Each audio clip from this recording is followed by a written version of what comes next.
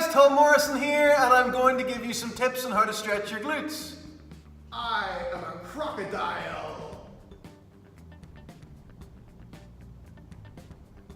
The position we're going to work with today is the pigeon stretch, which hopefully you'll know. Bring that leg up in front of you until you start to feel a stretch in your glute and your hip, okay?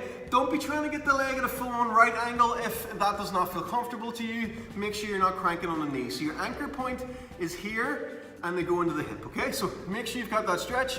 Then you're gonna spend a minute, do little circles. I'm doing this fast for demonstration purposes. And then go down to the elbows, do little circles in both directions, and then lie yourself all the way down and start to crawl that hand away, okay? If you elongate this whole section here, so right from the glute all the way up your lat and reach as high as you can, you'll get a better stretch in your hip. Also try and send your hip back at the same time. So whenever you're in that stretch, get the glute, make circles, both directions for a minute, go to the elbows, both directions for a minute, and then lie yourself down to the floor and just reach that arm away, reach that hip away. Try and get this hand as far away from here as you can, and you're just really gonna feel an awesome stretch for that. Great way to stretch the glutes. If you notice one side's tighter than the other side, spend a bit more time on that side, and that could be why you're maybe getting back pain or knee pain or something like that. If one of your hips is a lot tighter than the other, or the glute is a lot tighter than the other one, then it could be more active than the other side. So that's something you want to keep an eye on.